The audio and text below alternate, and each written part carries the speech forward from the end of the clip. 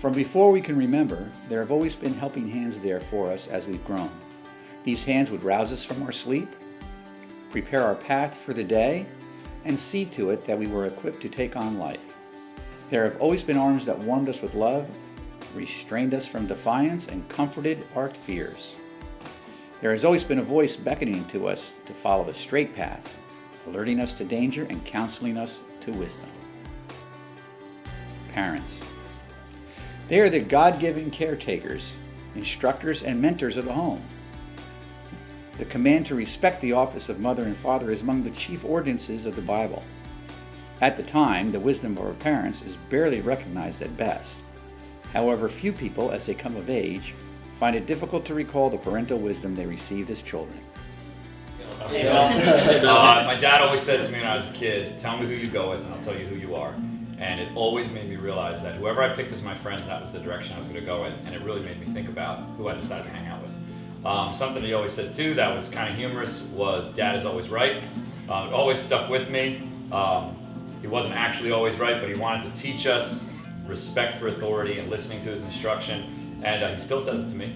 And I think he is usually right most of the time. And now I say it to my kids. I just always remember my dad saying that it's not how you act in front of like other believers, but it's how you act when you're by yourself, because God's always watching. And that's like meant a lot to me lately, because anybody can put their Sunday best on in front of other Christians, but it's how you act around other non-believers and when you're by yourself. Like, are you doing the right thing when you're by yourself?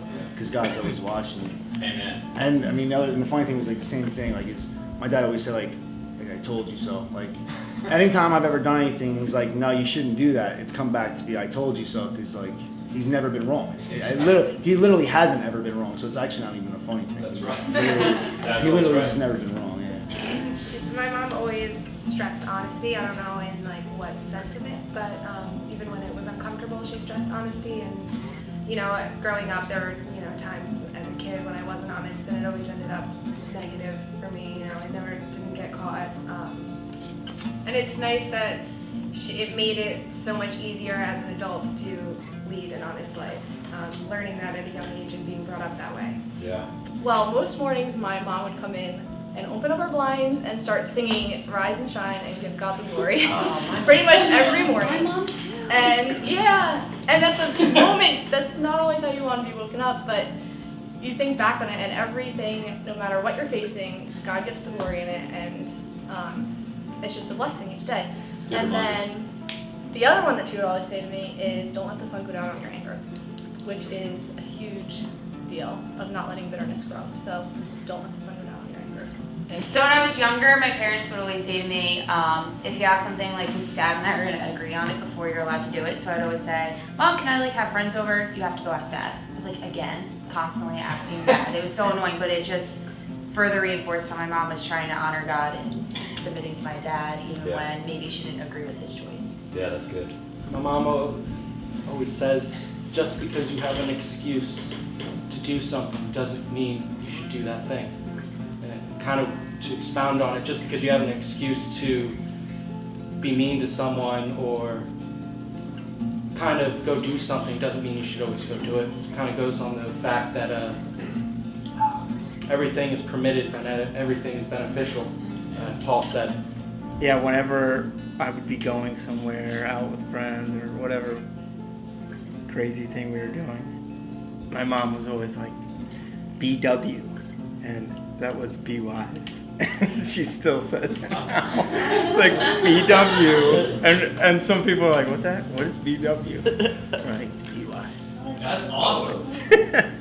I was always told to find a woman like my mom. Going off what Lance said, she would tell me, particularly with regards to dating, not to rush into anything and just kind of wait for a godly spouse. And she would always say, you might think that you just want to find somebody and be married, but being married to the wrong person is way worse than being single.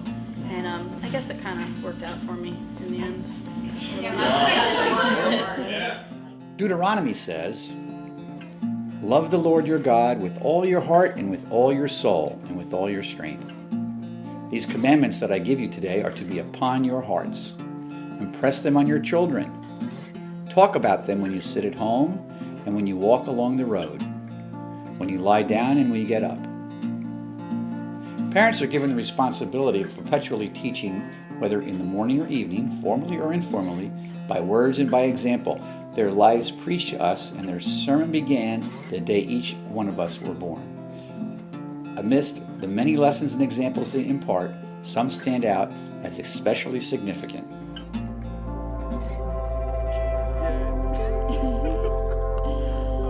Okay, so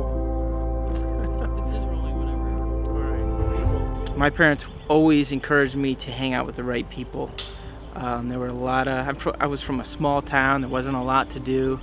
There was just like any small town. When there's not a lot to do, kids find the wrong things to do. And so, just surrounded by a lot of kids who were just doing nothing with their lives, and because my parents had kind of come from a background where they had been through a lot, they made the mistakes already, and they knew what to look for. So they saw some of the friends that I was with, and they strongly encouraged me not to hang out with specific people. That was huge for me because I couldn't see it at the time, maybe. And some of those kids ended up getting in some really serious trouble. You think about a lot of accidents, maybe like drug-related accidents where there's kids drunk driving. The person may not have been, drunk who was in the back seat, but they were with the people who were. And so you can end up suffering the same consequences for maybe, something that you weren't doing. The verse that I wanted to share, that was a couple verses that they spoke into my life, were 1 Corinthians 15:33, and that was do not be deceived, bad company corrupts good morals. So, I would just encourage you guys to continue to seek out the right friends, the right fellowship.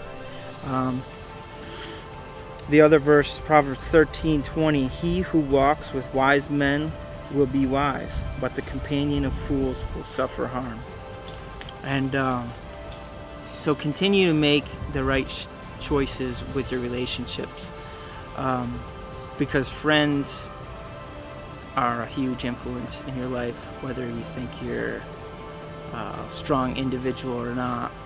The longer you're around them, the more they wear off on you. And so, encourage you guys, listen to your parents. They've done it. They've screwed up for you already.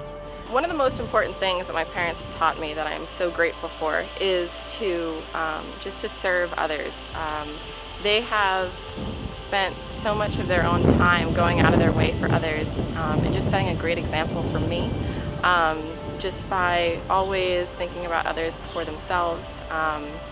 And if they hear of someone that needs help, they're right on it to help them, and to just do anything that they can. They're always offering to do stuff for other people, even when it means that their own time they don't get to spend doing whatever it is that they want to do. Like back with Hurricane Sandy, when we went to, my mom and I went to a shelter that had opened up, and we spent hours and hours, and my mom was so passionate about just helping these people, whether we spent a lot of time organizing clothes for them, and you could just tell how much she loves the people just by, people that she just met, just by, just watching her with them, and just seeing how she interacts with them, seeing how she's so quick to, just hug them when they were, looking like they needed a hug, speak kind words to them, even when others were talking badly about other people.